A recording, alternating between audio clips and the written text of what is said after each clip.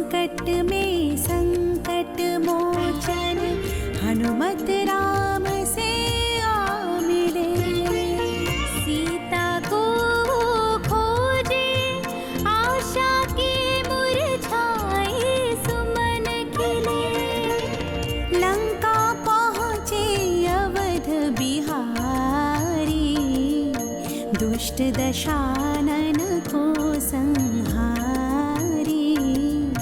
अग्नि परीक्षा तब दी माई अवध नरेश बने रघुराई।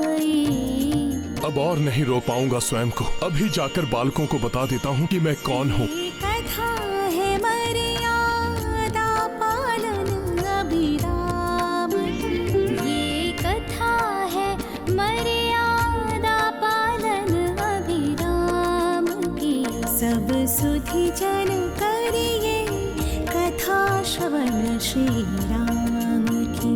सब सुधि जन करिए कथा श्रवण श्री राम की।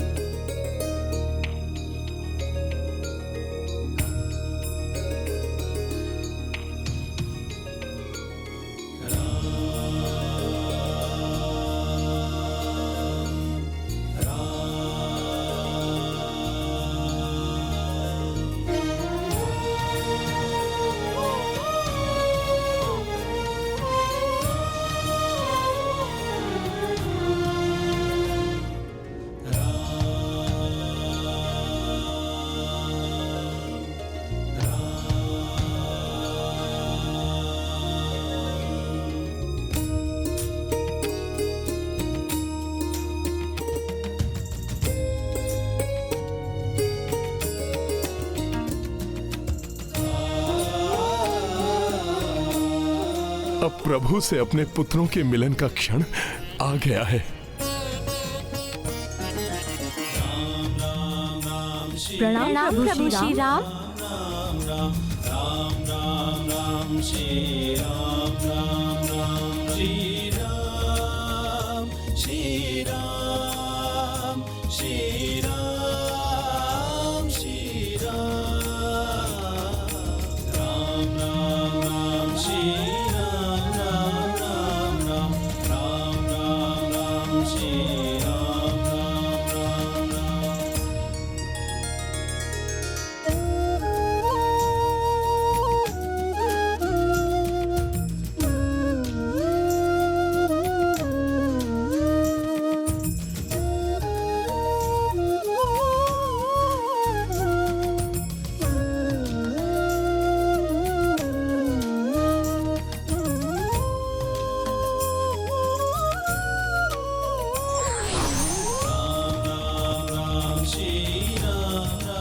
धन्यवाद प्रभु।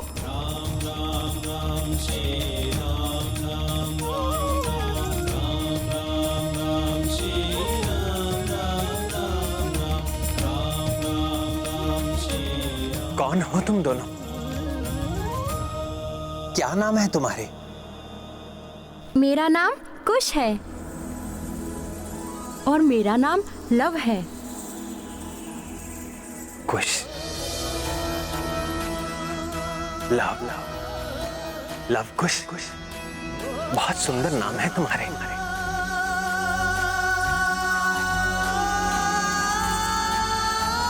बहुत सुंदर।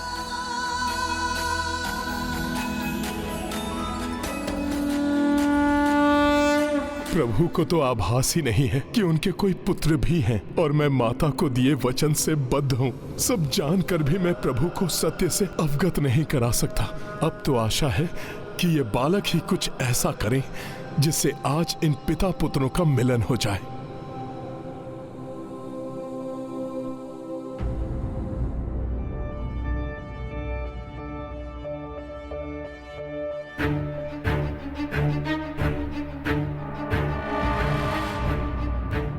किंतु अब ये किन्हें ढूंढ रहे हैं?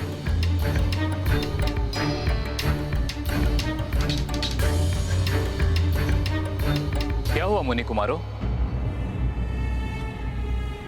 किसे ढूंढ रहे हो? प्रभु श्री राम, जिनके लिए आपके हाथों से शिव धनुष भंग हुआ।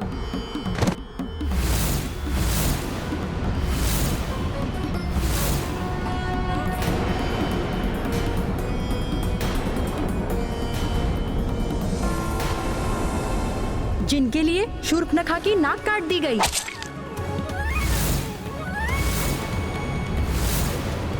जिनके लिए खरदूषण को अकेले ही मृत्यु दे दी आपने।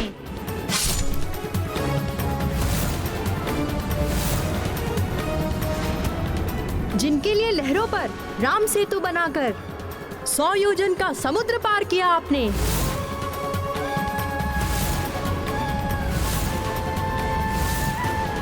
लंका गए रावण का वध किया आपने।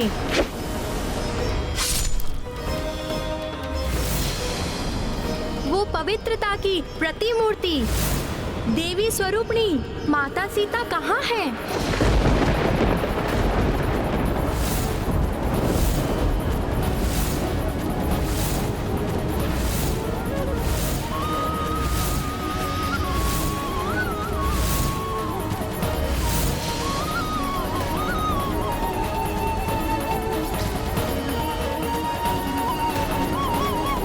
ये कैसा प्रश्न पूछ लिया प्रभु श्री राम से लव कुश ने।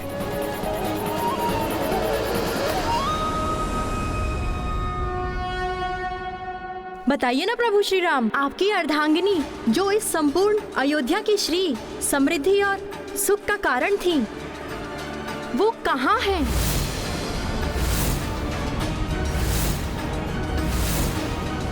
उन महान त्यागमयी माता के चरण छूकर हम अपने भाग्य में वृद्धि करना चाहते हैं।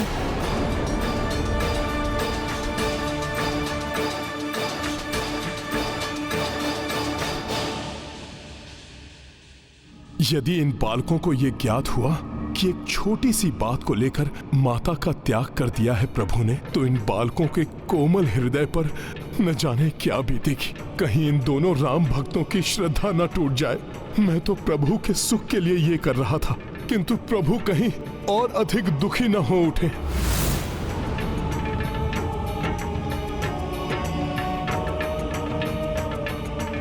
क्या होगा जब इन बालकों को ज्ञात होगा कि माता सीता ही इनकी वो माता है और प्रभु श्री राम इनके पिता? अब क्या उत्तर देंगे प्रभु अपने ही पुत्रों के प्रश्न का? कोई तो बताइए कि कहाँ है माता सीता? बताइए ना आप सभी, माता सीता कहाँ है? कहाँ है माता सीता? बताइए ना।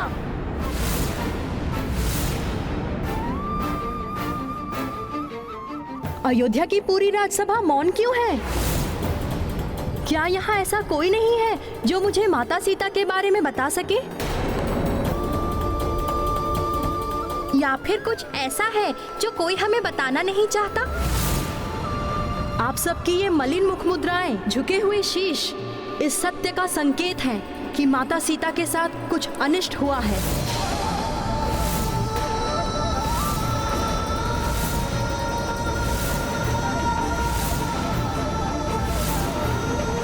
बताइए ना प्रभु, क्या वो स्वयं अयोध्या छोड़कर चली गई या किसी ने उन्हें अयोध्या से बाहर भेजने का पाप किया है? राजधर्म के निर्वहन के लिए मुझे सीता का परित्याग करना ही होगा।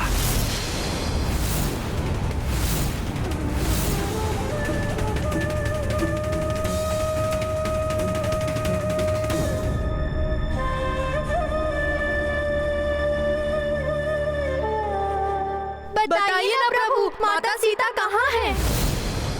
क्या यहाँ ऐसा कोई नहीं है जो हमारे प्रश्न का उत्तर दे सके? लवकुश,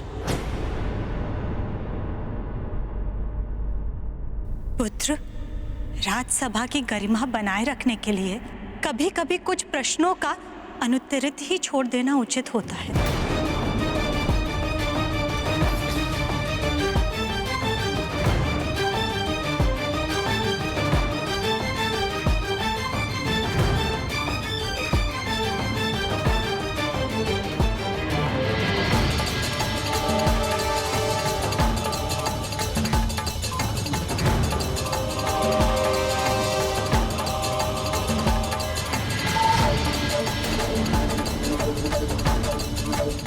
होगी तुम माता सीता की भांति पवित्र, किंतु मैं राजा राम नहीं हूँ। पत्नी के प्रेम में राजा राम तो दुर्बल हो गए हैं। जो महीनों भर पर पुरुष के यहाँ रही, अपनी स्त्री को पुनः स्वीकार कर लिया है। लक्ष्मण, सीता को ले जाकर गंगा के पार तामस नदी के घने वन में छोड़कर आना होगा तुम्हें।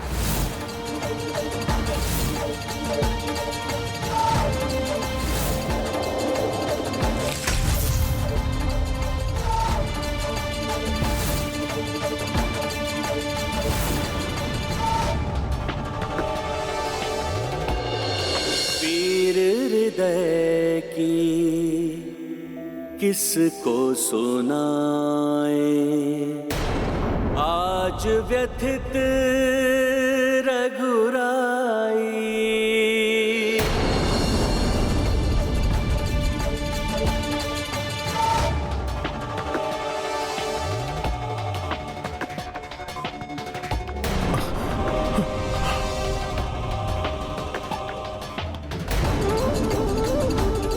ये क्या हो गया? मैं तो प्रभु से उनके पुत्रों का मिलन कराना चाहता था, उनका सुख लौटाना चाहता था, किंतु प्रभु और अधिक दुखी हो जाएंगे, ऐसा तो मैंने सोचा ही नहीं था। तुम स्वयं इन दोनों की पहचान कभी उजागर नहीं करोगे। कहाँ है माता सीता? प्रभु श्री राम की अर्धांगिनी है माता सीता, फिर उनके साथ क्यों नहीं थी वो? खुश, गुरुदेव जी ने हमें संपूर्ण रामायण सिखाई है, अतः उन्हें तो ज्ञात होगा ही माता के बारे में। हाँ लव। बालकों का कोमल मन प्रभु के निर्णय के सार को समझ नहीं सकता, इसलिए ना महर्षि कुछ बता पाएंगे और ना ही मैं। और अब ये प्रश्न बालकों के भावुक हृदय में शूल की भांति चुभता रहेगा। सौभाग्य है मेरा कि महर्षि च्यवन स्वयं यहाँ पधारे, वो भी आज, जबकि आज ही के दिन मेरे पुत्र स्वामी से मिलकर आने वाले हैं। मैं व्यग्र हूँ ये जानने के लिए कि मेरे रघुनंदन अपने पुत्र को पहचान पाए हैं या नहीं। आ गए।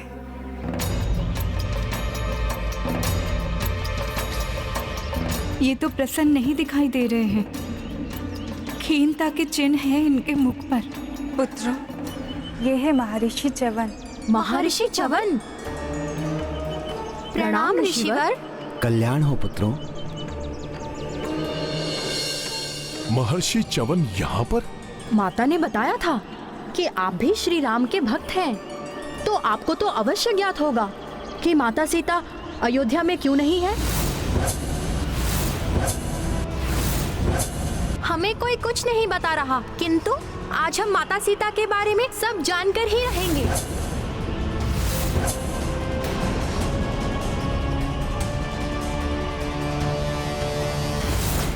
आपको सौगंध है हमारे शीश की ऋषिवर, बताइए क्या हुआ था माता सीता के साथ?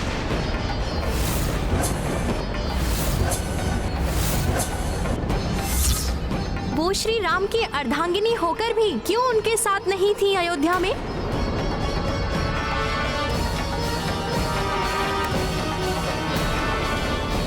महर्षि च्यवन ऋषि, अब क्या करेंगे ऋषिवर? यदि अभी इन्होंने सब बता दिया तो ये अबोध बालक कुछ अर्थ का अनर्थ न निकाल ले। देवी सीता का त्याग करना पड़ा प्रभु श्री राम को। त्याग करना पड़ा? माता सीता का त्याग?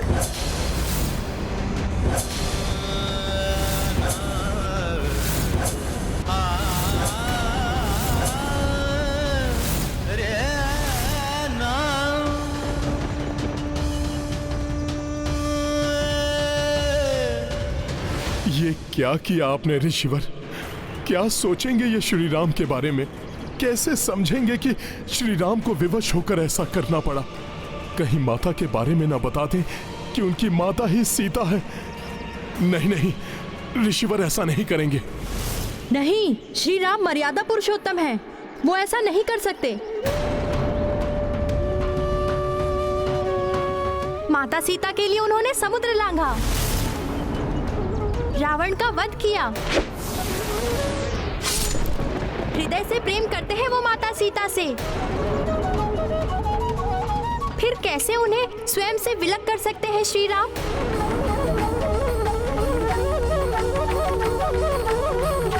क्योंकि प्रजा ने देवी सीता पर अपवित्र होने का लांछन लगाने की भूल की थी।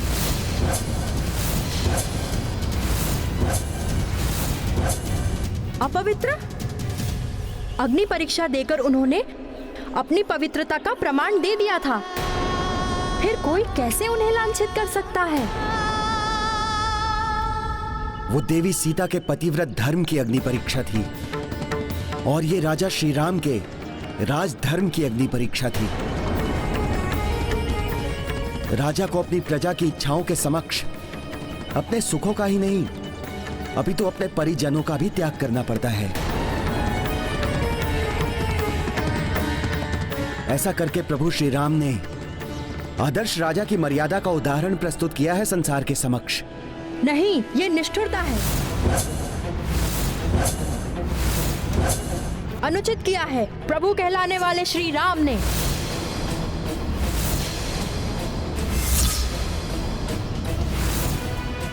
क्या सोचा था और क्या हो गया?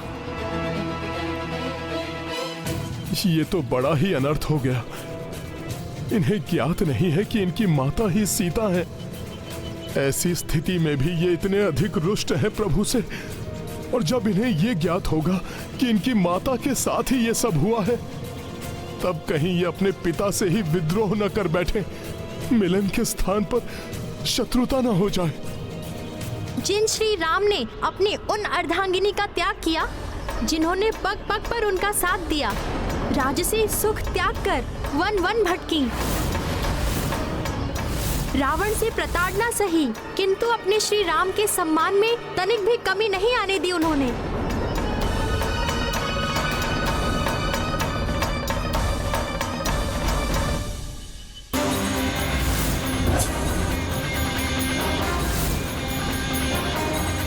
उनके द्वारा किया गया मेरा ये सम्मान स्वीकार नहीं है मुझे।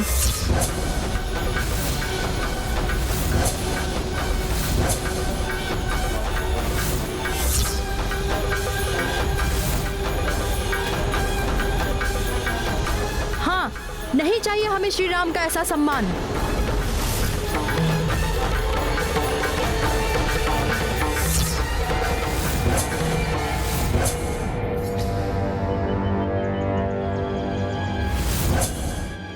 हमारा परिवार तो जुड़ने के स्थान पर इन मोतियों की भांति ही बिखर के रह गया है।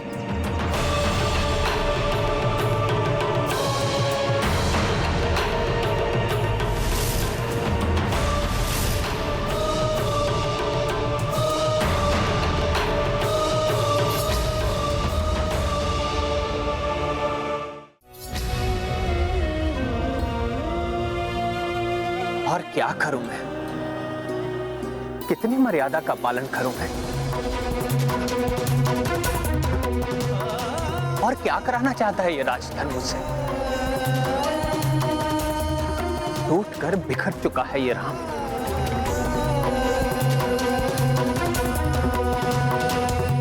और कितनी पीड़ा सहनी होगी मुझे,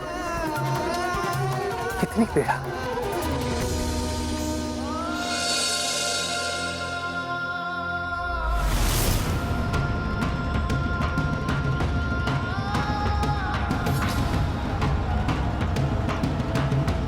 श्री राम से संबंधित कोई भी वस्तु हमें नहीं चाहिए। हाँ, हमें नहीं चाहिए।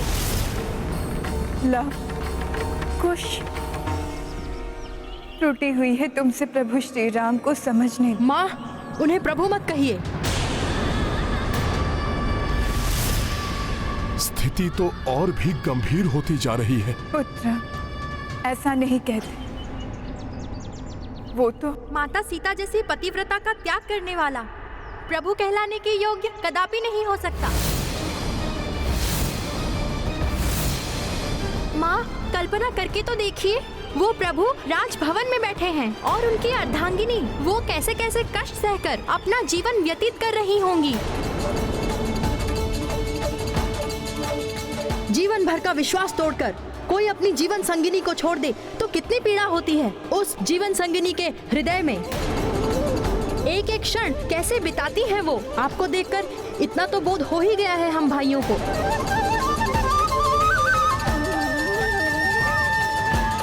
जानती हूँ तुम दोनों अब सब कुछ समझने लगे हो, परंतु तुम दोनों अब इतने परिपक्व नहीं हुए हो जो ये समझ सको कि एक राजा को राजधर्म निभाने में कितनी कठिनाइयों का सामना करना पड़ता है। प्रजा के कल्याण के लिए कैसे कैसे त्याग करने पड़ते हैं। माँ, संसार के कल्याण के लिए उन्होंने जो किया वो प्रशंसनीय है, किंतु अपनी पत्नी के प्रति भी कुछ दायित्व था उनका, जिनका निर्वहन करने में वे असमर्थ रहे। फिर कैसे हम उन्हें प्रभु की श्रेणी में रखें?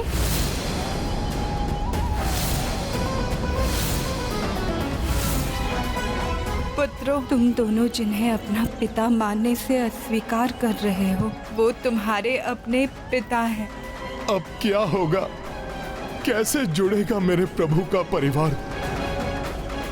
जब इन बालकों को सत्य का पता चलेगा तब कहीं कोई अनर्थ न हो जाए।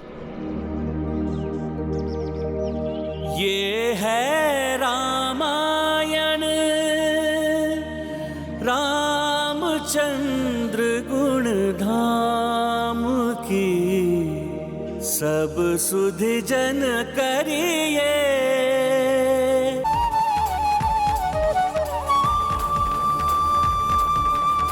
ये मोती नहीं है, अश्रु है, मेरे प्रभु श्री राम के अश्रु,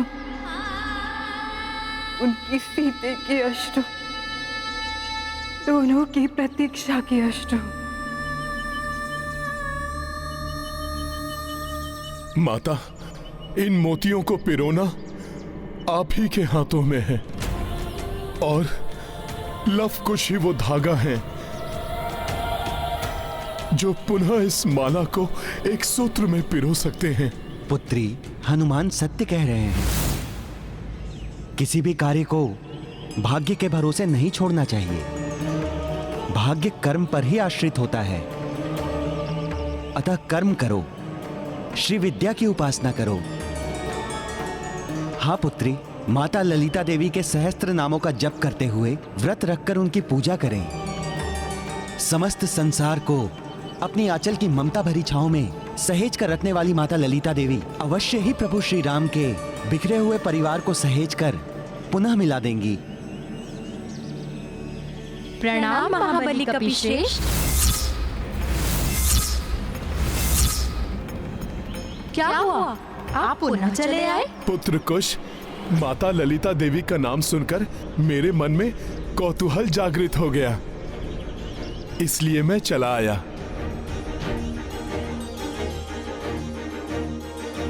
ऋषिवर, कौन है ये माता ललिता देवी? कपिवर, ये पराशक्ति देवी है, आदि जननी। ब्रह्मांड की उत्पत्ति इन्हीं से हुई है। उन्हीं ललिता देवी की कृपा से त्रिदेव ब्रह्मा, विष्णु, महेश एवं त्रिदेवियां लक्ष्मी, सरस्वती और पार्वती की भी उत्पत्ति हुई है।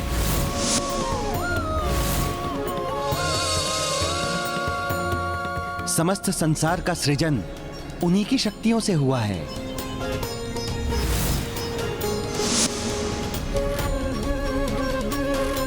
भंडासुर नामक दैत्य का वध करने के लिए संसार में माता ललिता देवी प्रत्यक्ष रूप से अवतरित हुई। कामेश्वर अस्त्र से वध किया था उन्होंने भंडासुर का।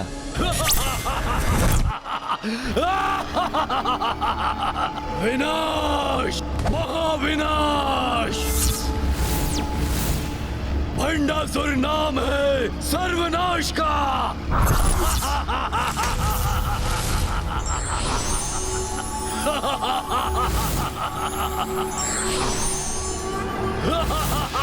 महादेव की शक्ति से संपन्न कामेश्वर अस्त्र प्रकट हो।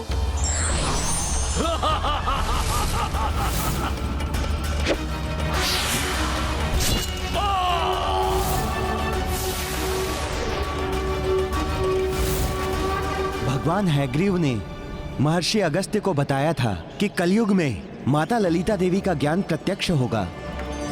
उन्होंने कहा था कि जो भी पूर्ण श्रद्धा भाव से पूजा करेगा उसकी मनोकामना अवश्य पूर्ण करेंगी माता ललिता देवी। उचित है ऋषिवर, मैं अवश्य पूजा करूंगी माता ललिता देवी की। किंतु पुत्री, स्मरण रहे, उनकी पूजा श्वेत नवीन कमल पुष्पों के द्वारा ही होनी चाहिए एवं हर अगले दिन कमल पुष्पों की संख्या दुगनी करनी होगी। श्वेत कमल पुष्प? किसी विशेष सरोवर में उगते हैं क्या वो पुष्प? हाँ हनुमान, संयोग से वो श्वेत कमल पुष्प प्रभु श्री राम के सरोवर में ही खिलते हैं।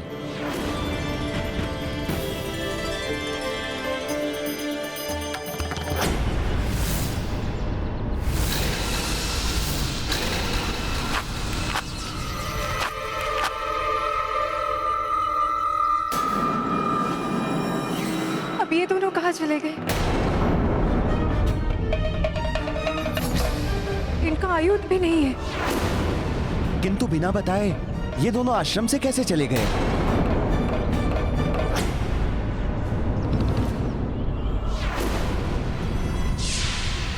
इनके पदचिन्ह तो संकेत दे रहे हैं, कहीं लव कुश अयोध्या की ओर तो नहीं चले गए? तो ये प्रभु श्री राम के सामने जाकर अपना सारा आक्रोश न व्यक्त करने लग जाए। माता, ऐसा कुछ नहीं होगा। आपके पुत्र हनुमान के रहते आपको चिंता करने की कोई आवश्यकता नहीं है।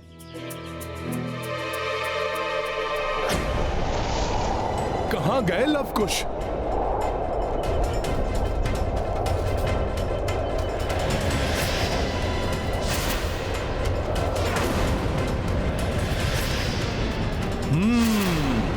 कमल उद्यान की ओर जा रहे हैं दोनों।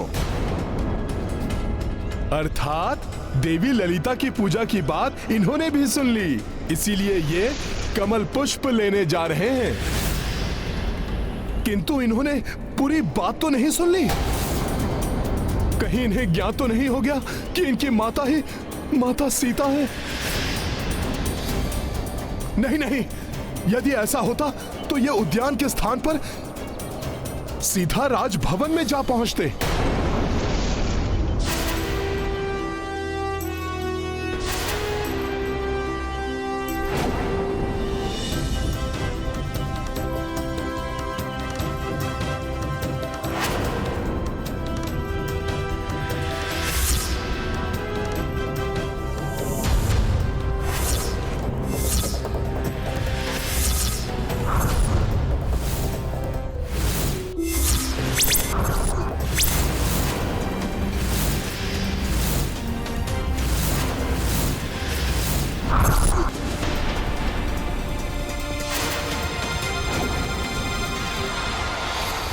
अरे, ये अकस्मात ही दोनों कहां लुप्त हो गए?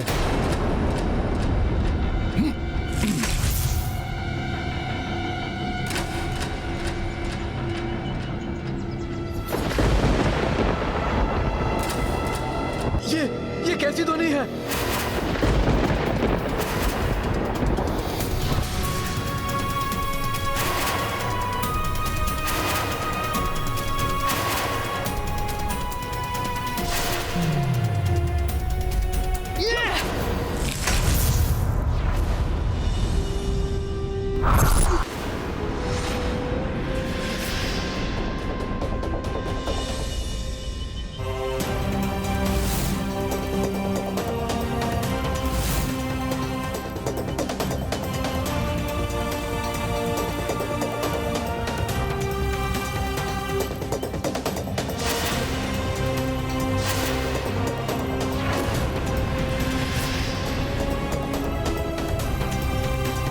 अच्छा, प्रभु श्री राम के पुत्र, कल अयोध्या ने तुम दोनों की भक्ति देखी थी। आज कदाचित तुम दोनों अपनी शक्ति से भी परिचित कराना चाहते हो अयोध्या को।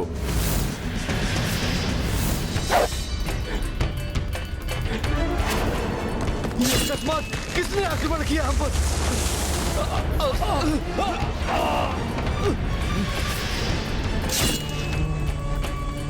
सावधान, मधु मधुमक्खियाँ, सैनिकों, रक्षा करो अपनी, रक्षा करो अपनी। मधुमक्खियाँ हमारी ओर आ रही हैं। भागो, अपने प्राण बचाओ, भागो। रक्षा करो अपनी।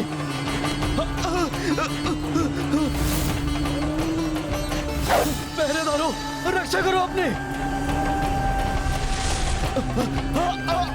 ये कौन आक्रमण कर रहा है?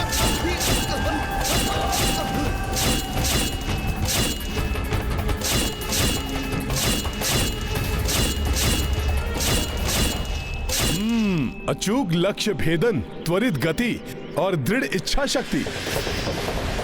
इन्हें तो यहाँ से सुरक्षित निकलने के लिए मेरी या अन्य किसी और की सहायता की आवश्यकता ही नहीं है। अब मार्ग में कोई बाधा नहीं है कुश।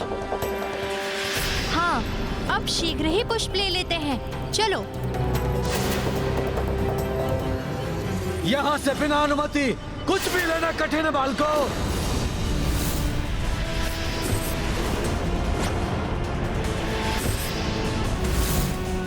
इस कमल उद्यान का प्रमुख रक्षक हूं मैं बलधर, और मेरी सहमति के बिना यहाँ पक्षी भी प्रवेश नहीं कर सकता।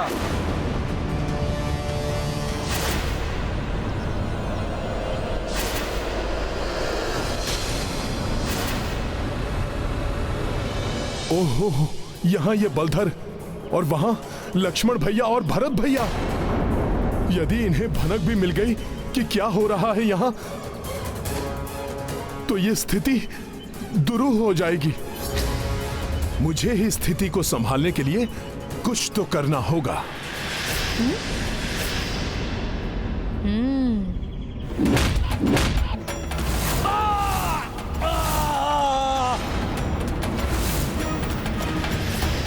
ये तो अनर्थ कर दिया लवकुश ने अपने बालपन में।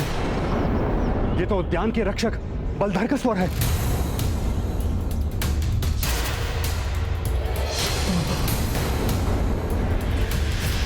जिसका भय था वही हुआ। हमारे लिए कठिनाई उत्पन्न करने का प्रयास मत कीजिए। श्री राम का कोई भी सैनिक हम पर विजय नहीं पा सकता, क्योंकि माता सीता के अन्यायपूर्ण त्याग के पश्चात वो श्री राम ही नहीं, सारी अयोध्या तेजहीन हो चुकी है। हाँ, श्रीहीन हो चुकी है, विजयहीन हो चुकी है। उपद्रवी बालकों, अभी बताता हूं कौन तेजहीन हुआ है।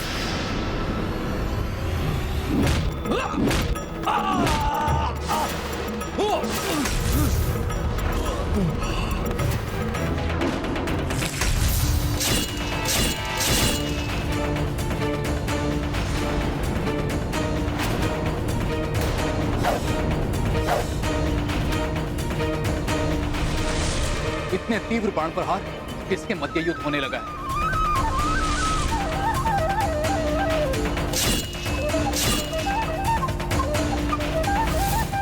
इन बालकों ने तो विकट स्थिति उत्पन्न कर दी है। अब मैं कैसे रोकूं लक्ष्मण भैया और भरत भैया को? इसी ओर आ रहे हैं वे।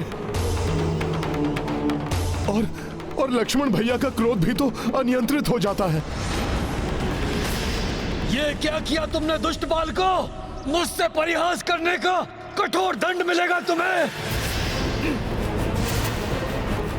दुष्ट बालकों, रुक जाओ।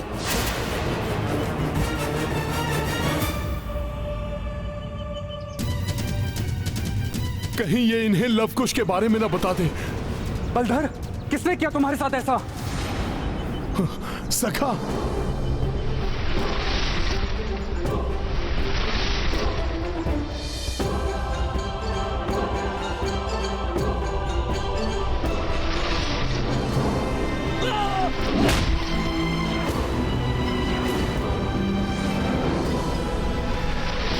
क्षमा करना बलधर, ऐसा करना आवश्यक था।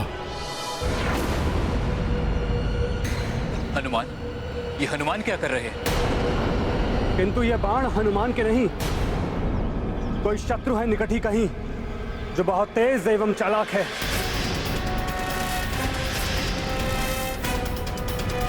लव, वो रहा कमल पुष्प।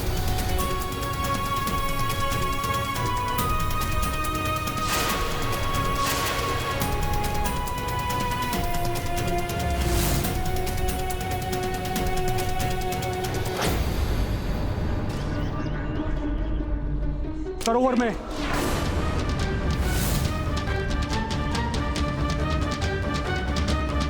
कुश, कोई है?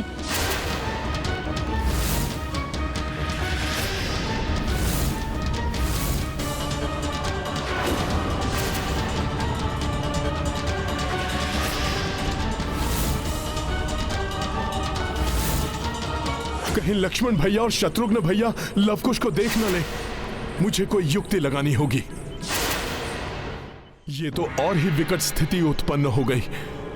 मैं जितना इन्हें एक दूसरे से दूर करने का प्रयास कर रहा हूं, ये उतना ही एक दूसरे के निकट आ रहे हैं।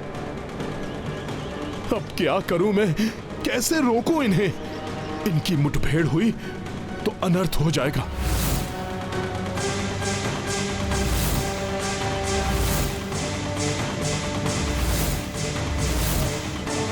यदि इस वाष्प के कारण लवकुश भैया लक्ष्मण और भैया भरत के निकट पहुंच गए और उन्होंने इन दोनों को देख लिया तो बड़ा संकट उत्पन्न हो जाएगा।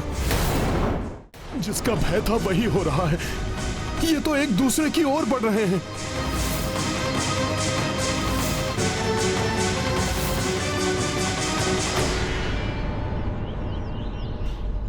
कदाचित मेरी चिंता का कारण दूर हो गया।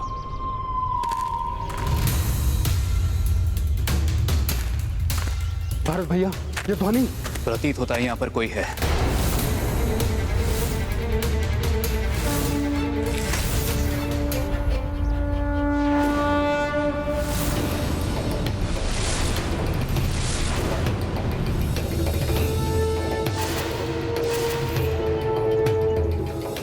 हनुमान जी, आप यहाँ? हाँ लक्ष्मण भैया, यहाँ तो कोई और नहीं दिखाई दे रहा है।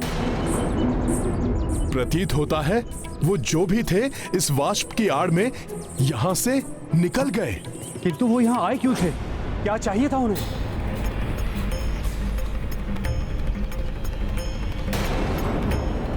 राधा लक्ष्मण, वहां देखो, सरोवर के कमल पुष्प वहां पर नहीं है। उन्हें तोड़कर ले गए वो। तो मात्र इन पुष्पों के लिए उन्होंने इतना साहस किया?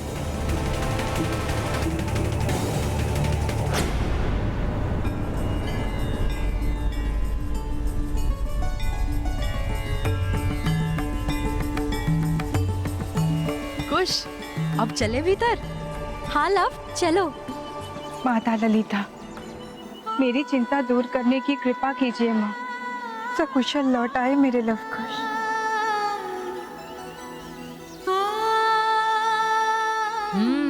माता पूजा की तैयारी कर रही है। उन्हें उचित समय पर जाकर चकित करेंगे हम। बड़ा आनंद आएगा।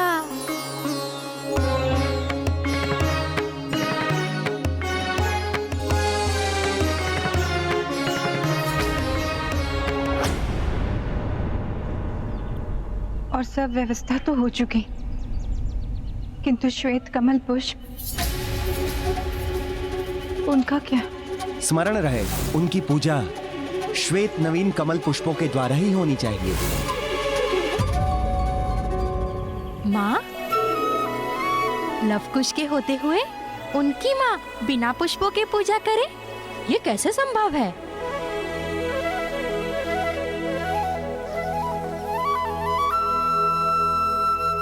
ये लीजिए माँ, पूजा के पुष्प। पुत्रों, तुम दोनों मेरे लिए पुष्प लेने गए थे, अर्थात तुम दोनों ने हमारा पूर्ण संवाद भी सुन लिया होगा।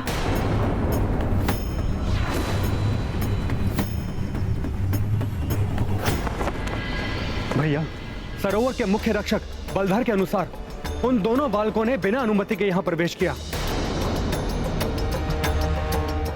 सरोवर के कुछ पुष्पों के लिए ही सही, किंतु यह अनुचित है, दंडनीय है, अपराध है। इसलिए पुनः वो इतना दुस्साहस करे, इससे पूर्व ही हमें उन्हें उचित दंड देना चाहिए।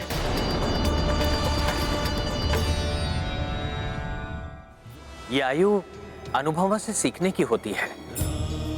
जैसे कच्ची मिट्टी को कुम्हार घड़े का रूप देता है, उसी प्रकार इसी आयु में सीख देकर उन्हें हम उचित आचरण के लिए प्रेरित कर सकते हैं। अपराध बड़ा हो या छोटा, दंड तो उन्हें मिलना ही चाहिए, जिससे वो पुनः ऐसा साहस ना कर सके। बलधर जी, आप सरोवर की सुरक्षा दोगुनी कर दीजिए। यदि वो पुनः वहां आए तो उन्हें अवश्य दंडित कीजिए। जो आज्ञा महाराज। भैया, अनुमति हो तो कल सरोवर की सुरक्षा का दायित्व मैं लेता हूं। आज की सफलता के बाद लवकुश अपनी माता की पूजा के लिए पुष्प लेने अवश्य लौटेंगे। यदि लक्ष्मण भैया स्वयं सरोवर की सुरक्षा की व्यवस्था देखेंगे तो मुझे भी भोर से पूर्व स्वयं उपस्थित रहकर लवकुश की सुरक्षा सुनिश्चित करनी होगी। उनका कोई अनिष्ट नहीं होने दूंगा मैं। ये है रामायण, रामचंद्र गुण धाम की, सब सुधि जन करिए कथा श्रवण श्री राम। बाल भावना निश्चल और निस्वार्थ होती है। बड़ों का उनकी भावना को समझना अत्यंत आवश्यक है, अन्यथा भूल हो सकती है।